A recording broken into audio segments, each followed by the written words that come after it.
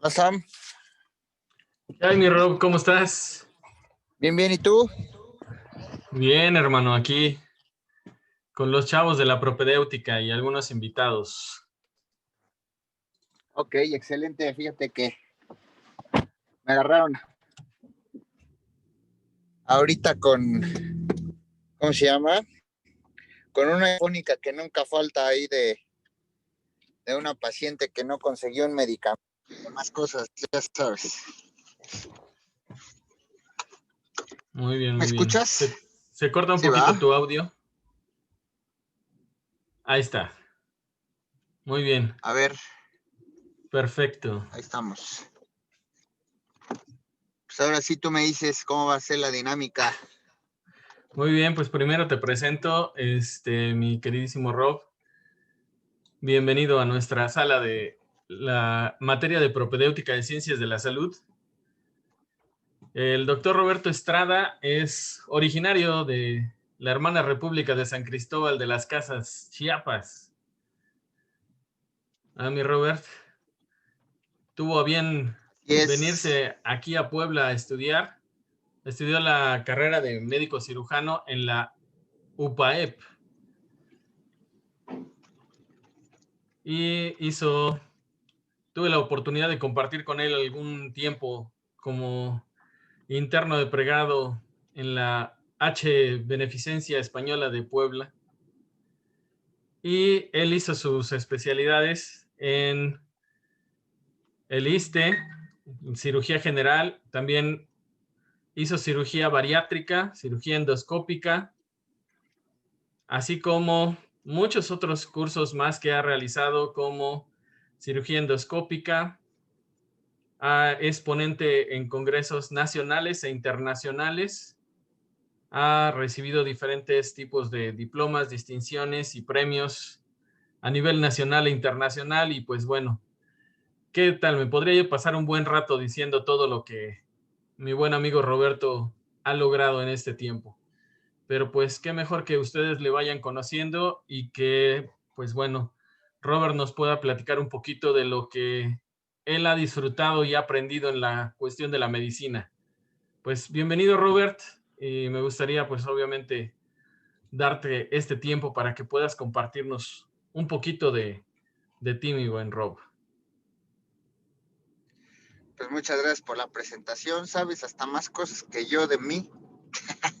Este, La verdad es que pues, me da mucho gusto estar con ustedes. Una disculpa por no poder estar la semana pasada. Eh, Afortunadamente hemos tenido un poquitín de trabajo y ahorita pues, le comentaba al doctor Samuel que pues ahorita voy al hospital, vamos a tener un procedimiento quirúrgico en un ratito, a las 10:30, y ya voy para allá. Y pues bueno,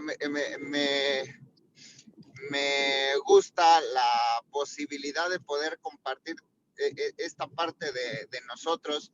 Si algunos de ustedes tienen la inquietud de estudiar medicina y ese tipo de cosas, pues evidentemente saber más o menos cómo es la vida de un médico. O sea, un médico se desenvuelve en diferentes rubros, evidentemente la medicina, pero en mi caso, en el caso de la cirugía, pues puede ser tan matada como ustedes quieran. En realidad, pues bueno, el médico se puede dedicar a diferentes cosas, pero pues sí debe de existir un compromiso con tus pacientes, un compromiso con tus compañeros, un compromiso con todo el personal que colabora contigo.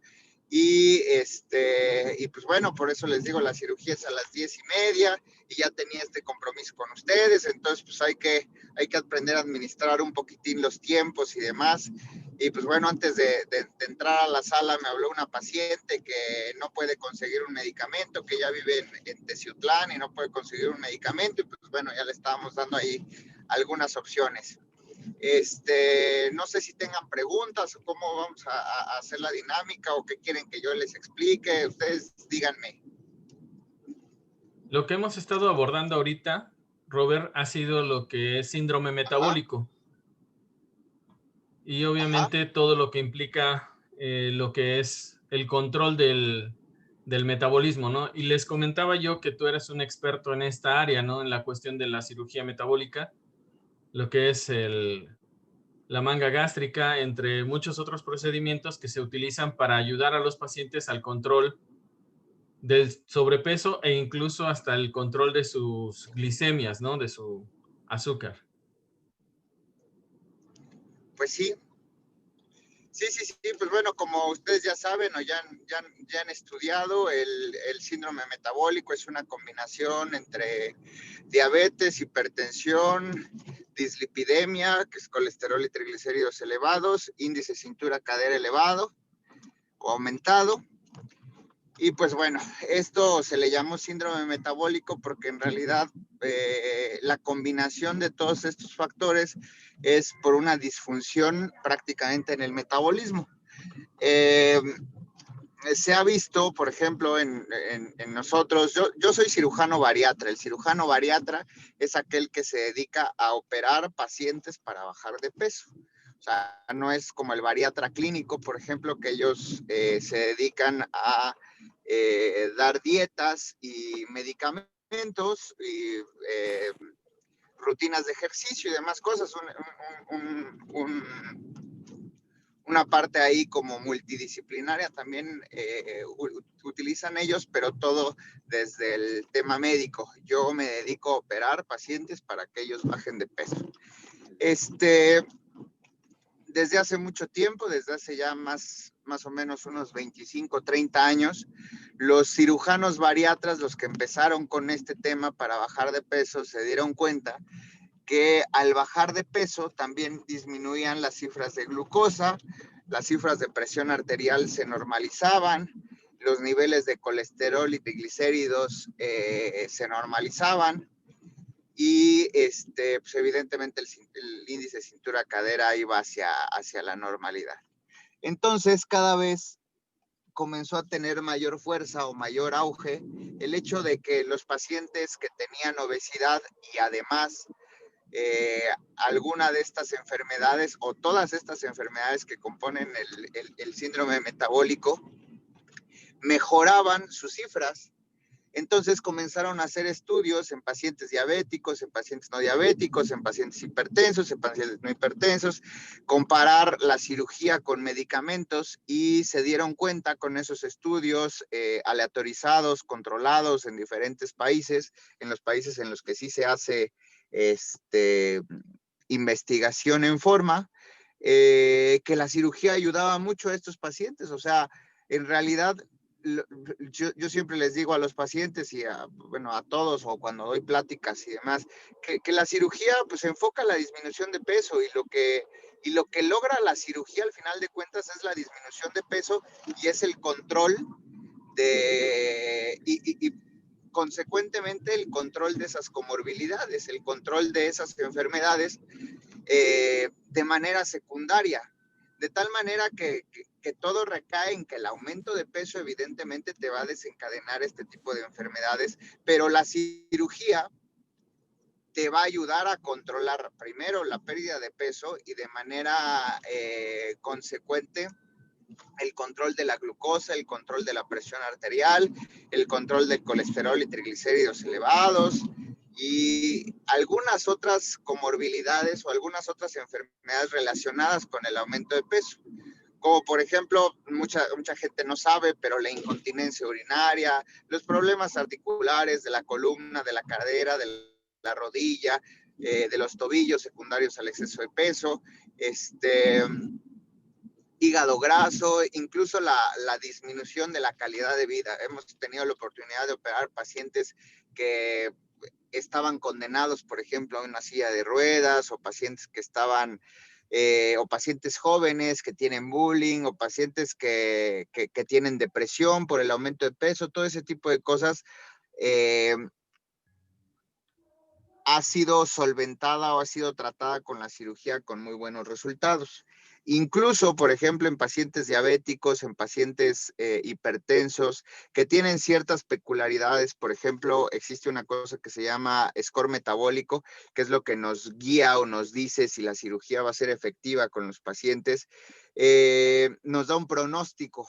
Ese pronóstico puede llegar a ser tan favorable como poder llegar a dejar los medicamentos para la diabetes, poder llegar a dejar los medicamentos para la hipertensión, colesterol y triglicéridos altos y todas esas enfermedades.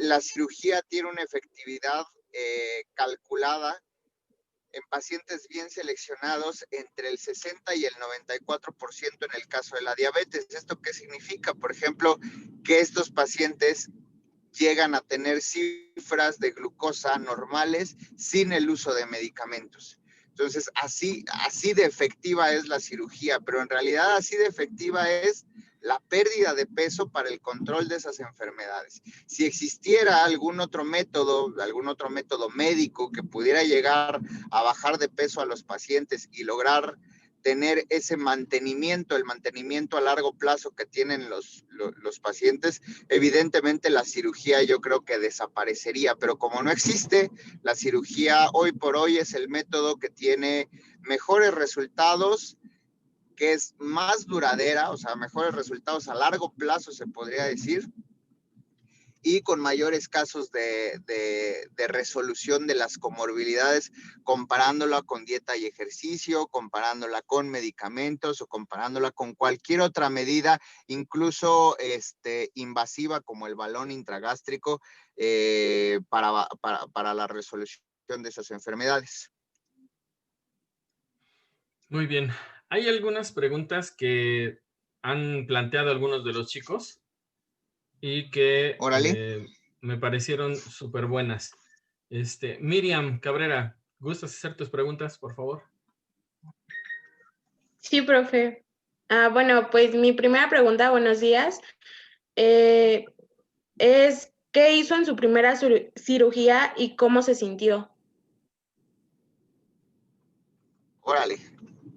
Pues la verdad es que la primera cirugía, mi primera cirugía, o sea, la verdad es que se divide ahí un poquito mi historia, porque o la historia del médico que ya comienza a hacer la especialidad, pues es la primera cirugía a la que entras, ¿no? En la que entras como ayudante o como participante de la cirugía, ya como especialista.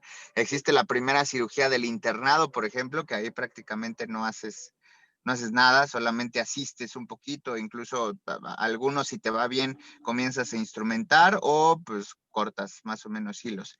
Pero yo creo que te refieres a más o menos mi primera cirugía como cirujano, quizá, o la primera cirugía en donde yo fui el cirujano a pesar de ser residente.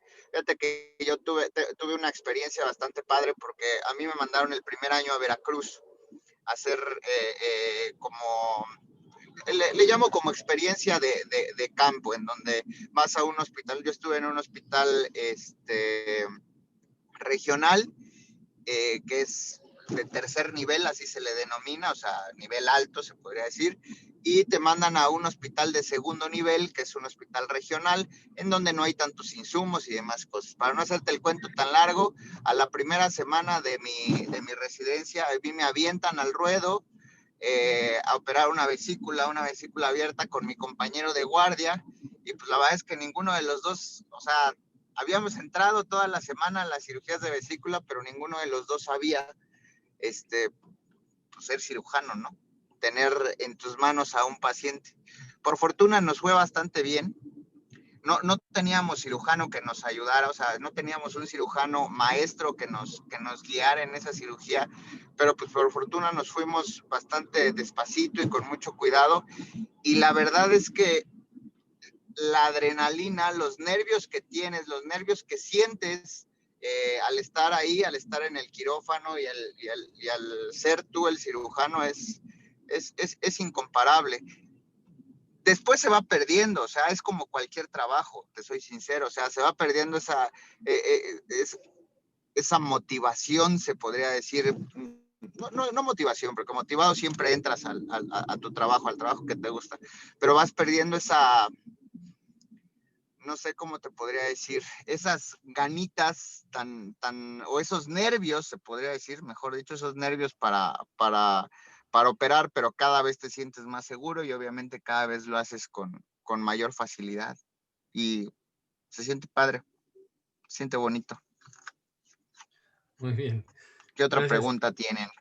Hay otra preguntita también ahí de ella que en particular me gustaría ahora sí que hacértela porque me pareció muy, muy acertada y es algo que no muchos nos preguntan en este caso, ¿no? ¿Has perdido algún paciente y cómo esto te ha afectado? Pues es una buena pregunta. Fíjate que durante la residencia, pues evidentemente sí ves muchos pacientes a los que tuviste la oportunidad de participar o operar en sus cirugías. Pero de cirujano yo ya llevo 8 años de cirujano y de cirujano, por fortuna he tenido poquitas pérdidas. Hace dos o 3 semanas, hace 3 semanas, tuve la oportunidad de operar al papá de un amigo mío que fue mi interno cuando yo era R3. El señor estuvo una semana hospitalizado por oclusión intestinal y al final de cuentas fue la vesícula. Él era diabético, hipertenso, ya con 2 stent coronarios, varias cosillas, varias comorbilidades por ahí. Cirrótico por alcoholismo y, y tenía una vesícula de 20 centímetros, un piocolecisto horrible, lo terminamos operando y el paciente pues no, o sea, salió de la cirugía bien, comenzó a tener acidosis metabólica a las 6 horas de la cirugía, pasó a terapia intensiva y pues, no soportó todo, hizo síndrome hepatorenal y se murió. Ese tipo de pacientes sí te marcan mucho. Si al final de cuentas no fue que haya fallecido ahí en quirófano, por fortuna eso ya no pasa, eso es como ya de las películas antiguas o de las películas de ficción, pero sí te marca, o sea, sí te lleva a una reflexión, por lo menos a mí, me llevó a volver a buscar en la literatura, por ejemplo, este tipo de pacientes que tienen este tipo de enfermedades, este tipo de cosas. ¿Qué es lo que puedes hacer cuando tienen una enfermedad tan terrible de la vesícula biliar, en su caso, ¿no? Que ameritaba ser operado, pero ¿qué otras cosas se pueden hacer? Y pues al final de cuentas caí en cuenta que se hizo lo que se tenía que hacer. Desafortunadamente el paciente pues no tenía las posibilidades humanamente necesarias como para salir de su patología, pero sí te marcan, sí son cosillas ahí que te ponen a reflexionar. En realidad, a pesar de que uno trata de hacer bien las cosas todo el tiempo, pero a volver a saber o a volver a reflexionar si en realidad sí las estás haciendo, ¿sabes? O sea, eso sí es algo pues, que no me gustaría volver a vivir, pero sí sé que lo tengo que volver a vivir, pues estamos en esto y al final de cuentas pues nos va a volver a tocar otro paciente que no esté en las condiciones necesarias como para salir de una cirugía. Y pues, bueno, solamente puedo resumir que te lleva a reflexionar si estás haciendo bien las cosas y te lleva a volver a pensar si lo hiciste bien o mal, porque pues no eres el todopoderoso, podría decir por ahí, ¿no? Muy Así padre es. esa pregunta.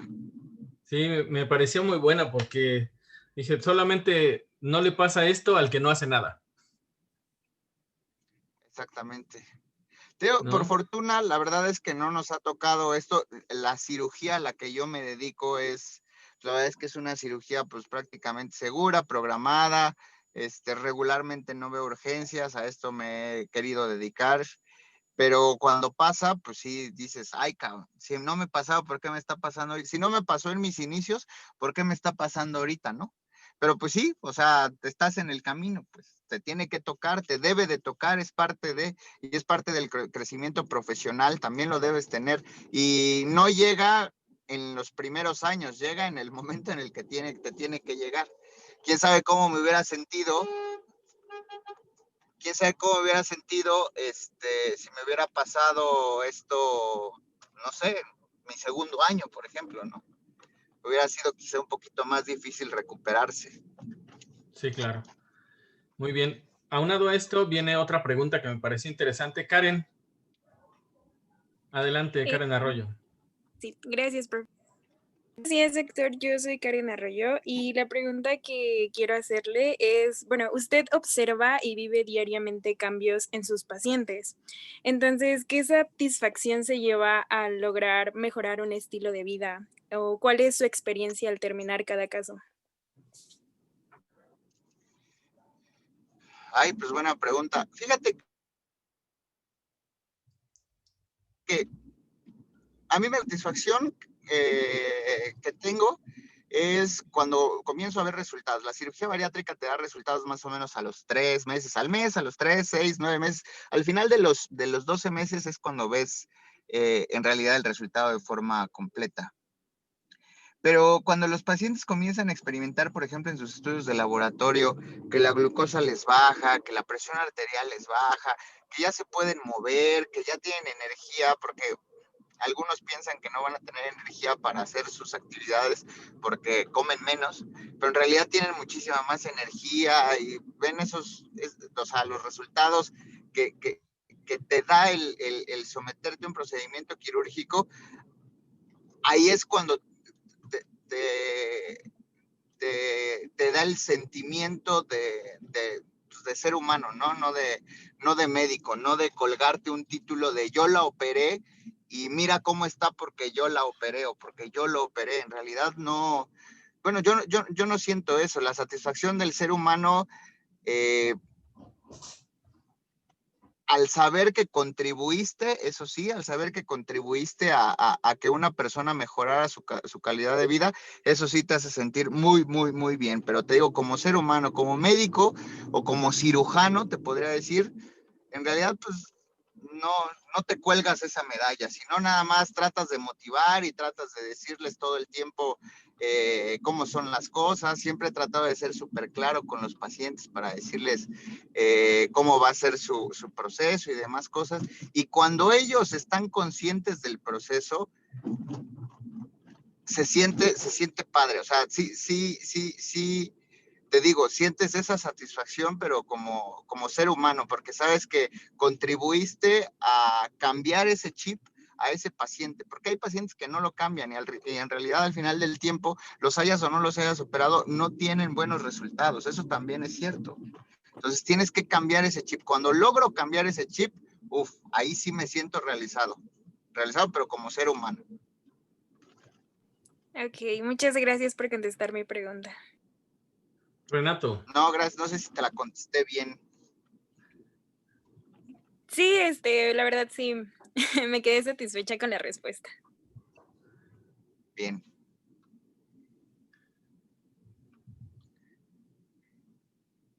¿Qué otra preguntilla? Renato.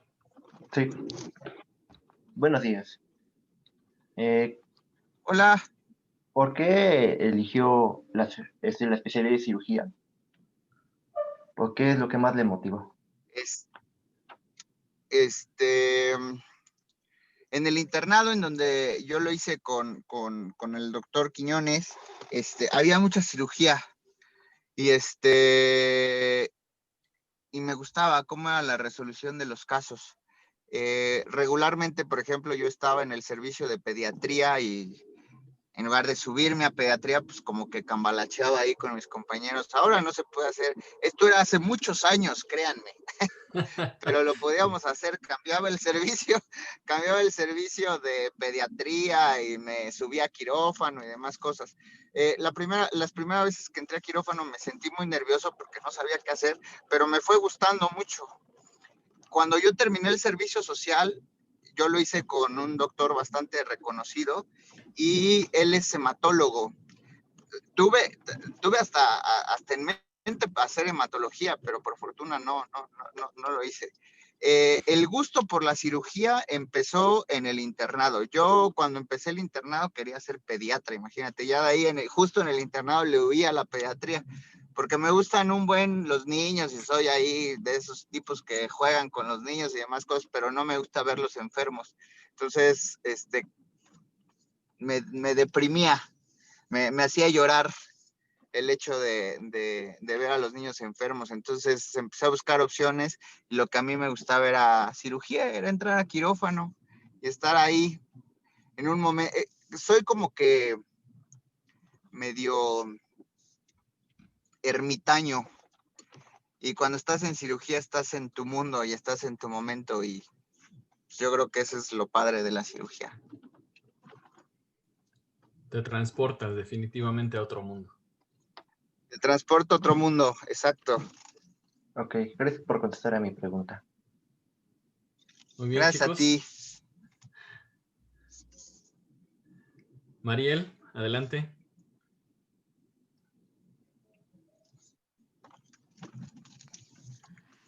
Hola, doctor. Buenos días. Yo sí quiero hacerle una pregunta. Hola. ¿Qué consejo podría darle a aquellos que quieren ingresar a medicina?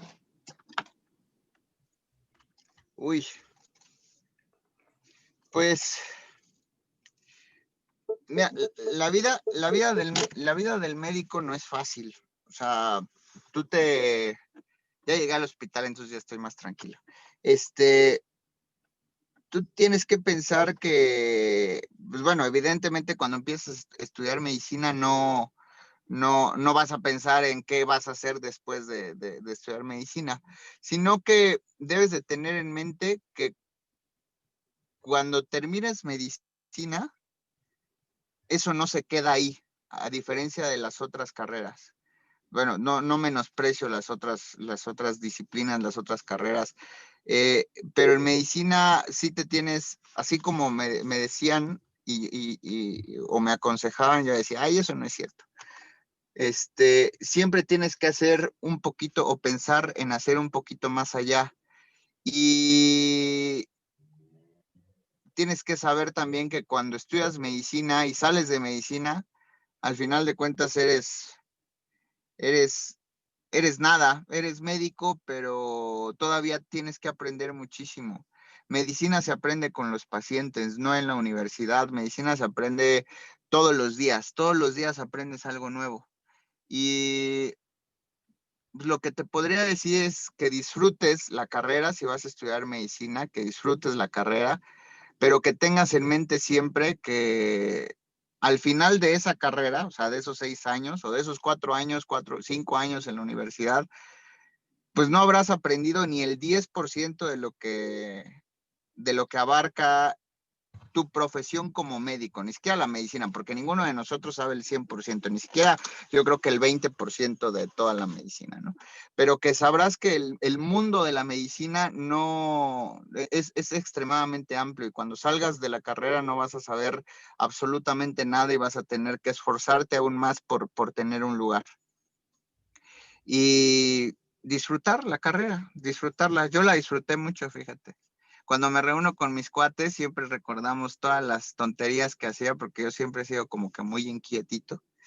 Y la verdad es que yo sí la disfruté mucho y tengo muy bonitos recuerdos de mi carrera. Pero siempre Gracias. tenía en mente una cosa, hacer algo más. Hay que marcar la diferencia.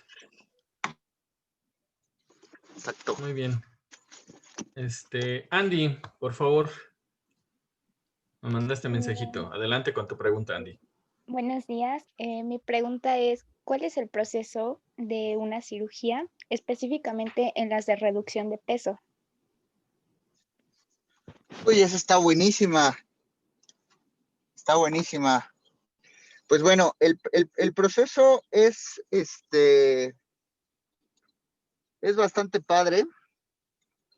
Cuando llegan a consulta conmigo los pacientes, les explico en qué consiste la manga y el bypass gástrico. Para cada paciente existe un tipo de procedimiento específico. Les mando a hacer estudios de laboratorio, muchos estudios de laboratorio, con la finalidad de diagnosticar enfermedades, las enfermedades modificables a raíz de la cirugía.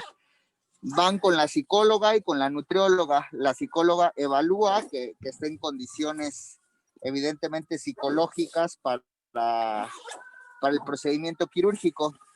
El procedimiento quirúrgico y el proceso después de la cirugía es bastante complejo, es disminución de la cantidad de los alimentos, son cambios corporales, cambios en el ejercicio, en la actividad física, entonces deben estar conscientes los pacientes de eso. Para poderlos operar, nosotros nos tardamos más o menos, al menos un par de semanas, o sea, tienen que estar en el tema psicológico y en la nutrición preoperatoria durante al menos 2 semanas. Y ya que pasaron todas esas pruebas, los evalúa el internista y ya se pueden operar. Fijamos una fecha y se pueden operar. Ok, Muy bien. y depende del peso también, ¿no? Pero ¿cuál es el peso que usted podría decir, ok, es operable? Pues bueno, nosotros nos regimos de acuerdo a una cosa que se llama índice de masa corporal. El índice de masa corporal es un resultado de la división del peso entre la estatura al cuadrado. Lo ideal es tener de 18.5 a 24.99. De 25 a 30 es sobrepeso y por arriba de 30 es obesidad. Los pacientes que son candidatos son los pacientes que tienen más de 35 de índice de masa corporal. En términos generales, serían unos 30 kilos, a partir de unos 28 o 30 kilos de exceso de peso. Pero esto a partir del peso ideal. Entonces, pues más o menos el peso ideal para un paciente que mide, no sé, unos 70, deberían ser unos 63 kilos en las mujeres y 65 kilos en los hombres, más o menos. Entonces, por ahí, yo calculo unos 28 a 30 kilos de más.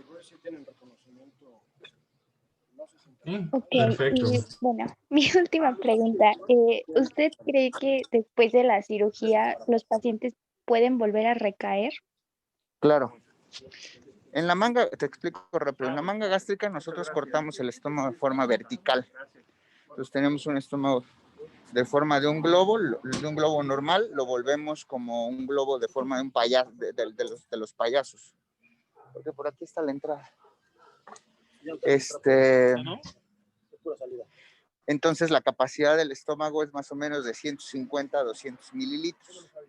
En el bypass nosotros conectamos la primera porción del estómago, un pequeño segmento, con la segunda porción del intestino. Entonces los pacientes comen menos y aparte absorben menos. Esta introducción es para que sepas que, por ejemplo, que los pacientes que se hacen manga tienen un riesgo de reganancia de peso del 10% después del segundo año de la cirugía. Y en el bypass es del 2%. De tal manera que si tienes un paciente que tenía 50, por ejemplo, un paciente que tenía 50 kilos de más y no se cuida con la manga y no se cuida, podrá subir 5 kilos después, por año después del segundo año. De tal manera que al cabo de los 10 años o 11 años podría llegar a tener el mismo peso que tenía antes de la cirugía. En el bypass, pues imagínate, podrá subir al cabo de 1 kilo al cabo de los 2 años. Entonces es un poco más difícil que reganen peso con el bypass. Pero por eso les comentaba que el tema psicológico es súper importante. El tema psicológico, cambiar el chip de que no es solo operarse, es operarse y cambiar el estilo de vida. Es súper importante. Muy buena esa. Muchas gracias, Andy. Muchísimas gracias. Hola. Buenos días. Marifer Cote. Buenos días, soy Fernanda y mi pregunta es la siguiente. ¿Cómo describiría el caso clínico más difícil que ha tenido? Uy, pues hay varios.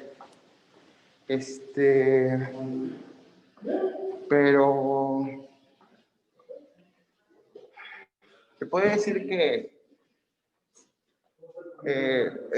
existen diferentes casos en los que he participado, pero el caso más desafiante ha sido una paciente que tenía un tumor de páncreas y tuvimos la oportunidad de operarla por laparoscopía. Le hicimos una cirugía que se llama Whipple laparoscópico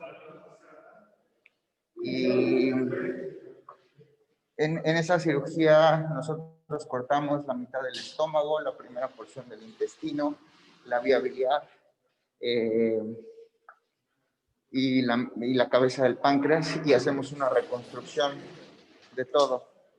Es una cirugía que más o menos abierta, así cirugía abierta, te tardas unas 6, 7 horas y por la laparoscopía nos tardamos 8 horas. La reconstrucción es la difícil y yo creo que ese ha sido lo más difícil, el caso más desafiante. Muy bueno, muy bueno. Sí que es un caso desafiante, amigo. Sí, y una paciente joven, fíjate, una paciente a ella lo operamos hace 3 o 4 años. Llegó al consultorio ahí por dolor abdominal, le pedí un ultrasonido y las virtudes de que el ultrasonido lo haga alguien que sabe. ¿Y Mau? Me dijo que ya había llegado. Ah, bueno. Márcale, por favor, que estoy en una... ¿Le puedes marcar, Javi, ya para que lo pasemos? Sí, ya, vamos. Para que ya esté Mauricio. Perdón, Sam. No te una preocupes. paciente de 34 años que llegó al consultorio de dolor abdominal, le pedí ultrasonido y las bondades de que alguien que sepa hizo el ultrasonido y detectó la radióloga el tumor de páncreas. Pedimos tomografía y volvió a salir el tumor, un tumor resecable. La mandé a México a que le hicieran ultrasonido endoscópico, tenía las posibilidades de hacerlo, entonces se le hizo el ultrasonido endoscópico y salió un carcinoma pancreático de lobulillar y bastante accesible y decidimos hacerlo por la laparoscopía y la verdad es que le fue bien. La paciente ya tiene 4 años, 3 años y medio de operar. No, pues literal, el salvar la vida, ¿no? Con ese tipo de diagnósticos oportunos. La verdad es que fue un diagnóstico bastante certero, bastante oportuno, y pues la cirugía, pues por fortuna también estuvo bien, porque sí es un reto esa cirugía, y por la laparoscopía aún más, pero bien, bastante bien. Muy bien. Perfecto. Andy Boyas.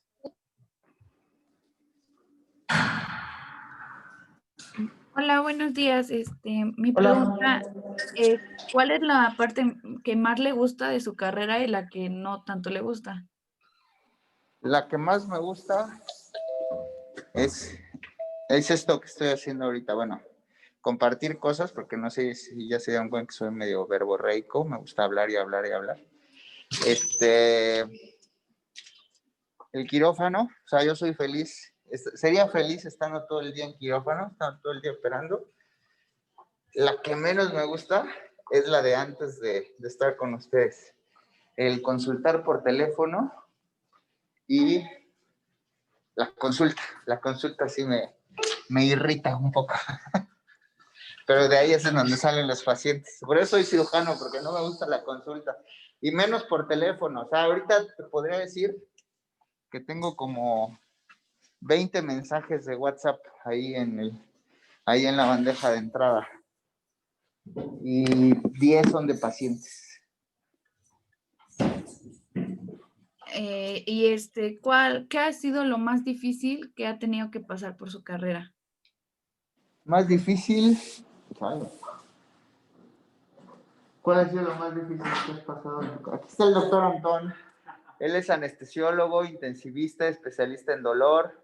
Y él sigue maestro en ciencias y no sé qué tantas cosas ahí. Ciencias ocultas. En ciencias, exactamente, en ciencias ocultas. Hola, Mau. Hola, hola, todos. Lo más difícil de mi carrera, híjole, yo creo que operar a mi mamá, aunque no fue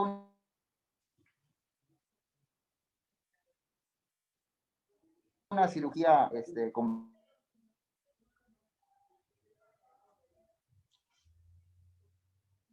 Chin, creo que se perdió.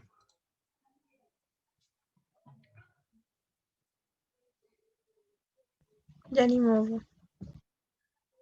Se desconectó. Eso es lo malo de estar ahorita en el hospital. A veces no hay tan buena recepción. Aguanten. Ahorita se conecta otra vez. Oiga, profe, Sí, dime. una pregunta. Si se vuelve a conectar, ¿le hacen una pregunta al anestesiólogo? Es que me dio curiosidad de algo. Usted sabe Claro que que yo sí. soy muy curiosa. Ahorita vemos si nos da chance. Ok.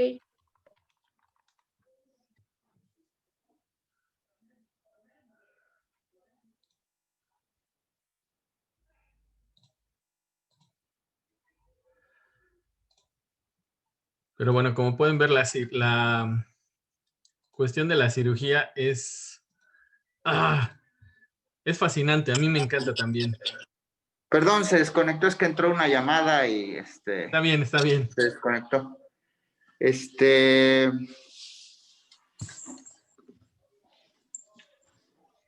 Ok. Pues salió cáncer. Mira, por ejemplo, ahorita Mauricio, que trabaja conmigo, es mi mano derecha. Me acaba de dar un resultado de una paciente que operamos de la vesícula y tiene una neoplasia intraepitelial de bajo grado de 1 milímetro, imagínate. Y la indicación quirúrgica para ella era una piedra mayor de 3 centímetros. Está bueno este caso, mira, qué bonito. Gracias. Bien, bien, bien. Pues ya salió.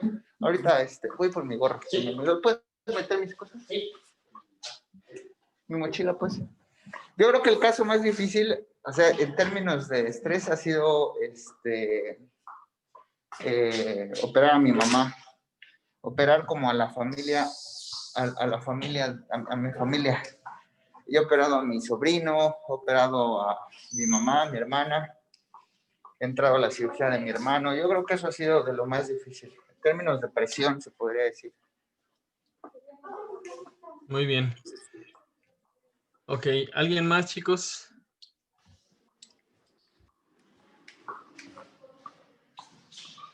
Edna, Sayuri. Bueno, es que, tendría que ver mucho con lo que acaban de decir. ¿Cuál ha sido el paciente más complicado que ha tenido y qué tiempo le ha llevado realizar la operación? O sea, como de tiempo. ¿Cuál ha sido la cirugía más larga que ha tenido? Exacto. Esa, la de 8 horas. Esta de 8 horas ha sido la más larga. El mayor reto ha sido esa. ¿Y cuál era la otra pregunta? El paciente como más difícil, pues. Ajá. En términos globales, como caso clínico en realidad, ese. En cirugía difícil, híjole, podría decir que hay cirugías muy, muy, muy complejas. O sea, pacientes reoperados y demás cosas, o sea, si te cuesta un poquito de trabajo ahí maniobrar, o yo que hago cirugía nada más con pequeños hoyitos, evidentemente el hecho de abrir a un paciente, o sea, hacer una herida abierta, pues no es lo que más me gusta. Obvio, lo sé operar, pero hay cirugías tan difíciles que las tienes que abrir. Y aún así abiertas están difíciles, ¿no? Entonces, pero la que más me ha dejado marcado es esa que les digo. Muy bien, muchas gracias. Gracias. Muy bien. Pues, ¿algo más que quieras comentar, mi buen Rob? Digo, porque de preguntas, pues siempre va a haber como un montón. Pero ya sabemos que también tu tiempo es un poquito corto. No, pues no sé. O sea, no sé si a alguien se le ocurra ahí alguna otra pregunta, Se me olvidó el gorrito en el coche, entonces voy por el gorro. Y yo creo que en unos Poderoso. 5 minutos, no sé cuál me toque hoy. Pero voy por el gorro y les quería enseñar ahí más o menos lo del quirófano. No sé si se les ocurra ahí algunas otras preguntas. Todavía tenemos unos minutillos, si es que quieren. Les enseño ahí cómo es la entrada al quirófano y pues bueno, ya no podrán ver todo lo demás porque ahí sí nos tardamos como unos 20 minutos, pero pues al menos que vean la entrada ahí al quirófano. Te prestaría este, amigo, pero mira, estamos lejitos, ¿ah? Estamos lejos, chihuahuas. El de Mario Bros. Acá te está esperando, amigo. No sé si tengan ahí alguna otra pregunta. Yo tengo una duda. A ver. Bueno, es que yo conozco una persona que se hizo el mini bypass gástrico y bueno, sí, efectivamente todo fue bajando e incluso la presión y también se inyectan vitaminas cada 2 días.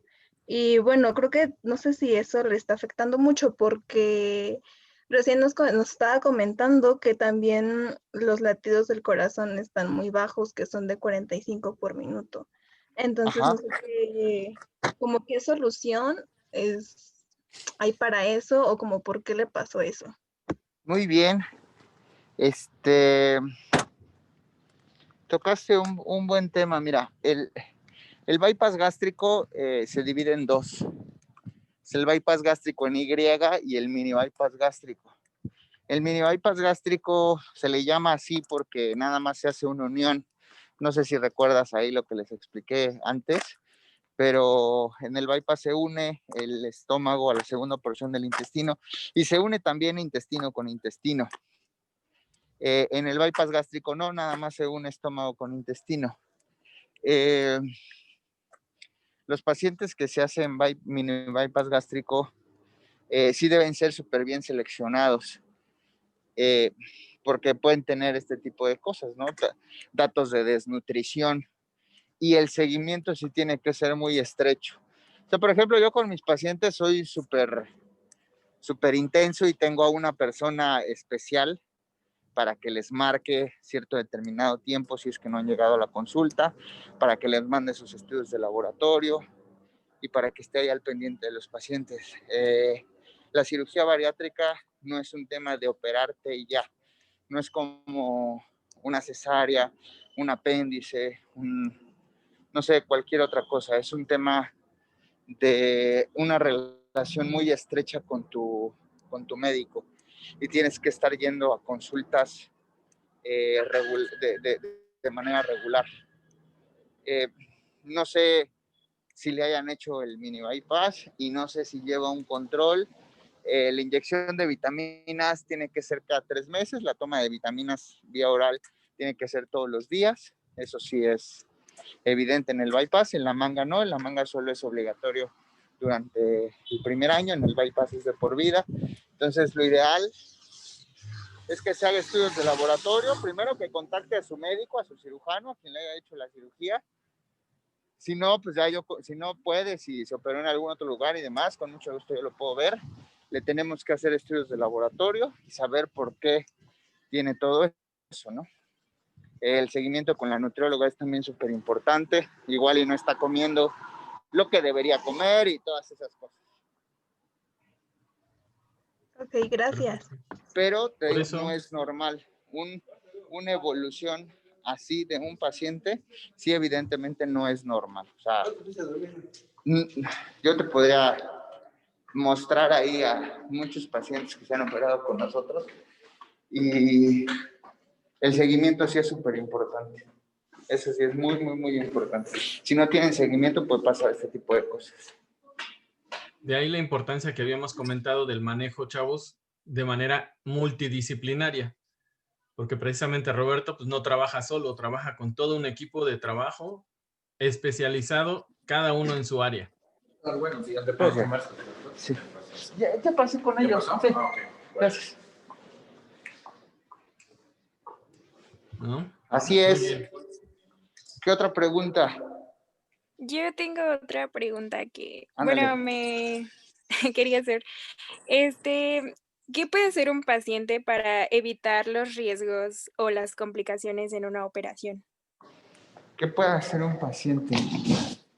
Pues, híjole, bueno, en las cirugías de urgencia, pues nada, te puedo decir que nada.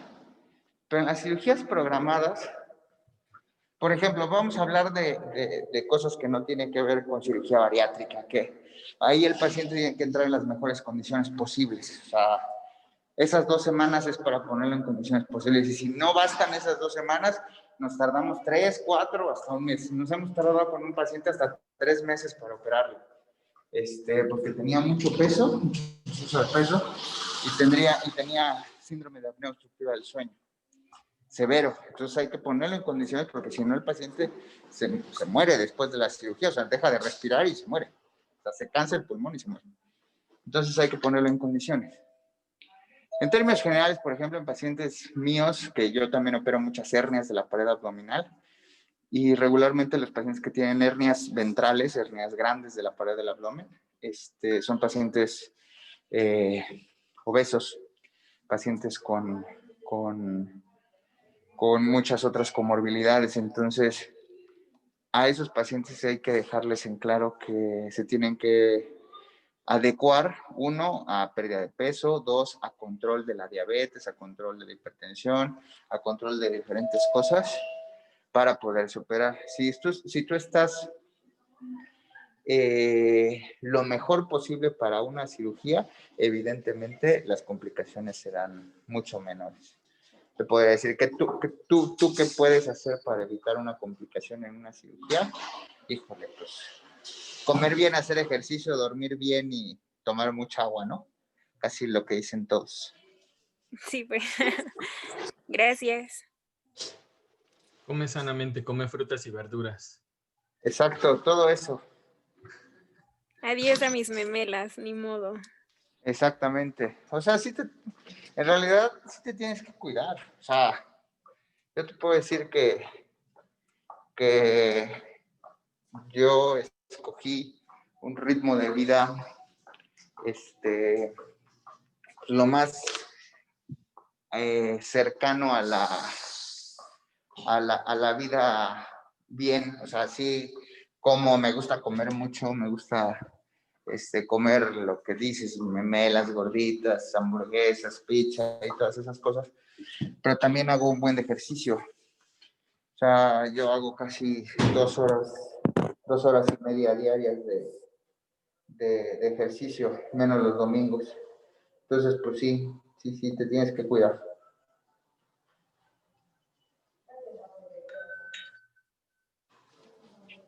Muy bien. ¿Algo más, chicos? Yo tengo una pregunta. Adelante. ¿Cuál ha sido su mayor complicación con un paciente hablando de como anteriormente no consiguen algún medicamento o no siguen las indicaciones que se les da? Pues la mayor complicación, por ejemplo, las mayores complicaciones o las complicaciones más frecuentes en los pacientes es el sangrado. O sea, sí, esa ha sido de las mayores cosas que te pueden pasar, ¿no? O por ejemplo, en uniones de intestino con intestino, o intestino con colon, pues que una de esas uniones se abra. Esas son las mayores complicaciones en cualquier paciente. Esas son. Y pues bueno, siempre les digo también a las personas que vienen a rotar conmigo, porque hay veces que vienen cirujanos y demás a rotar con nosotros, y les tocan ese tipo de cosas, ¿no? Lo importante, el cirujano, incluso el médico, está como que muy acostumbrado a la negación, creo yo. Entonces, lo importante es no es no tener complicaciones, siempre las vas a tener. Lo importante es identificarlas y saber resolverlas. Si sabes todo eso, evidentemente pues sí, el paciente tendrá una complicación, pero si la resuelves, pues el paciente estará contento contigo. Eso es importante. Y los pacientes deben tener en cuenta que las complicaciones existen. Eso también. ¿Qué otra duda? Ya estás entrando al área mágica. Ya. ¿En qué sala me tocas? En la 5, doctor. Ay, gracias. Buenos días. Ya, pues ya estamos entrando al quirófano. Pues ahí ya tengo las gotitas. ¿4? Y pues bueno, todos aquí tienen un trabajo en específico.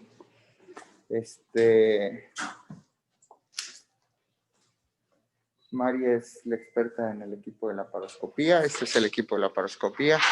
Nosotros operamos a través de heridas chiquititas y todo se proyecta a través de esta pantalla. Aquí están pues todas las cosas estériles. Es una mesa que se llama mesa de Myers, son las batas. Este es el equipo de anestesia, donde ahí se ven pues, bueno, los signos vitales y demás cosas. Aquí el doctor Antón tiene sus venenos para que la paciente se duerma. Y, amigo, por ahí surgió una preguntita que si podían saludar al doctor Antón y hacerle una pregunta. Sí, claro. Aquí está el equipo de vía aérea, que es el que utiliza el doctor Javier, en donde pues, se ve adecuadamente ahí toda la parte superior de la vía aérea. Y pues, le quieren hacer una pregunta al doctor Antón. Con mucho gusto. A ver. Hola, doctor Antón, ¿cómo estás? Soy el doctor Quiñones. Hola. Mucho gusto. Estamos Hola, aquí con un buenos grupo días. de chicos que están encaminados hacia el área de la salud, precisamente.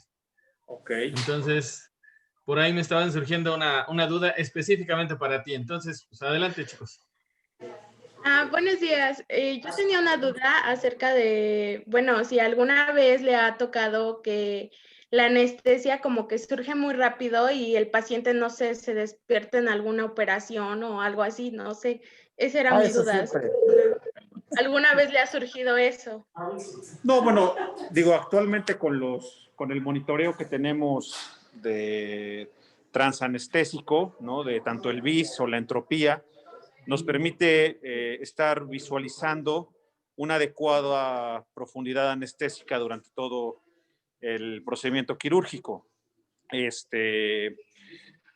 Antes, pues sí era a lo mejor un poquito más común, ¿no? O en ciertos hospitales, a lo mejor donde no cuentas con este tipo de monitoreo, sí podía llegar a pasar que empezara como a despertar un poquito el paciente, pero bueno, actualmente ya con los nuevos equipos que tenemos y los medicamentos también de nueva generación, pues te permite que tengas una anestesia más segura y una vigilancia transoperatoria adecuada para el paciente.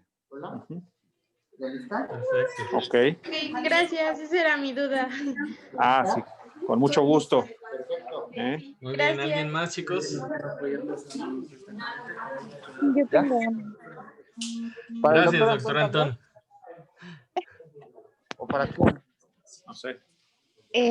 Bueno, ¿usted también se encarga de entubar a los pacientes? Ajá.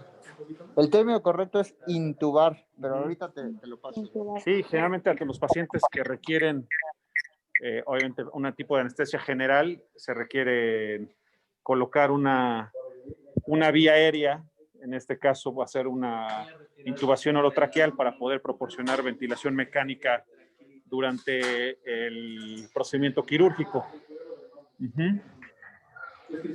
Y generalmente ahorita, como les mencionaba Roberto, a mí me gusta utilizar este equipo de vía aérea, que es precisamente un videolaringoscopio, que a través de esta camarita podemos visualizar adecuadamente la glotis, y también cuando avanzamos el tubo endotraqueal a través de las cuerdas vocales, ver que estamos en el sitio correcto. Esto le da menos trauma al paciente cuando estamos haciendo la laringoscopía, y obviamente usted una seguridad pues del 100% que estás viendo que el tubo está en una posición correcta.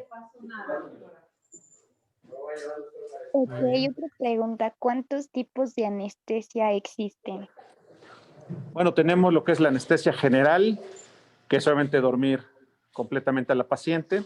Tenemos la anestesia regional, que generalmente son los bloqueos cuando quieres dormir a lo mejor simplemente de la cintura para abajo, o también los bloqueos locorregionales, si a lo mejor quieres dormir nada más el hombro, pues a lo mejor puedes poner un bloqueo obviamente axilar o supraclavicular.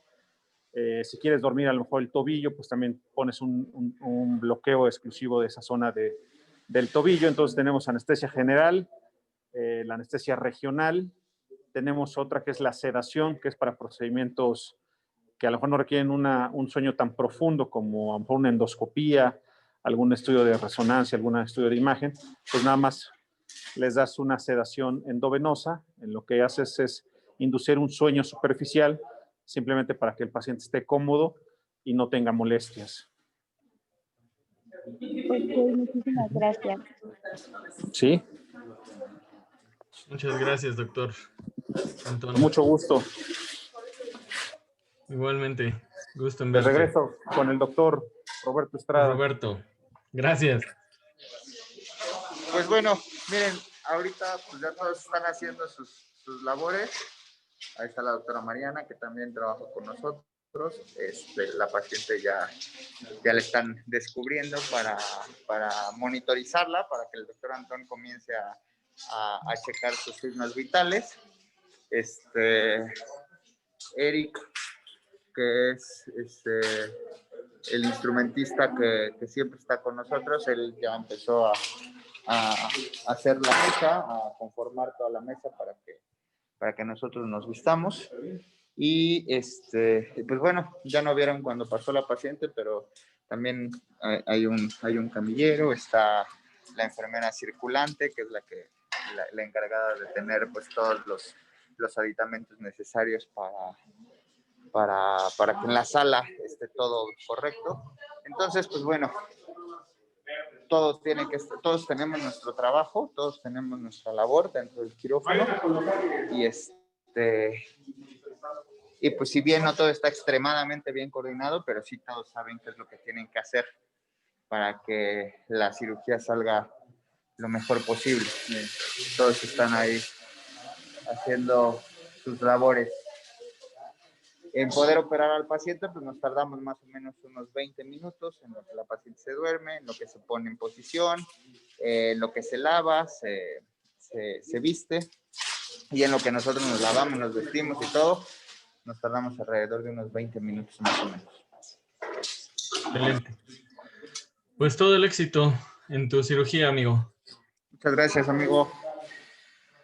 Y pues muchas gracias por el tiempo y por la oportunidad que nos has dado de estar un ratito contigo y por haber compartido con nosotros pues parte de lo que es la medicina. Pues así es. Pues muchas gracias por invitarme. La verdad es que me gustan mucho estas entrevistas, estas reuniones, porque sí se puede compartir. A mí, ¿yo cuánto hubiera dado? Porque alguien, cuando yo estaba en la prepa, cuando yo estaba antes de entrar a estudiar medicina, me hubiera dado una plática de estas, no me hubiera dedicado a ser médico. La verdad es que no estoy arrepentido, estoy muy contento con lo que hago, pero sí las cosas son de mucha dedicación, de mucha paciencia.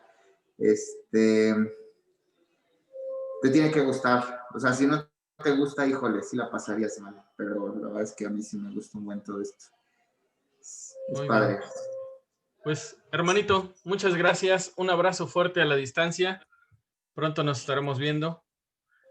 Y agradezco mucho la atención que has tenido con mis chavos. No, pues gracias a ustedes. Gracias. Y cualquier cosa que necesiten, pues por ahí me pueden contactar igual en redes sociales si tienen dudas. Yo subo a Facebook, a Instagram algunas cosas de la cirugía. Estoy en Instagram como @Dr. Estrada, estoy en Facebook como Roberto Estrada. Y pues cualquier cosa que necesiten, cualquier duda que tengan, pues estoy a sus órdenes. Y mucho éxito. La verdad es que si quieren estudiar medicina, háganlo. Está súper padre. Muchas gracias, doctor. Gracias, doctor. Gracias. Muchas gracias, Robert. Éxito en tu cirugía. Gracias. Saludos a todos. Gracias. Hola. Adiós, profe. Lindo día. Adiós. Hasta profe. luego, chicos. Muchísimas Adiós, gracias. profe. Igual, Gracias, profe. profe. Gracias. Bonito Adiós. día, bye. Gracias, profe. Nos estamos viendo, chicos. Adiós, profe.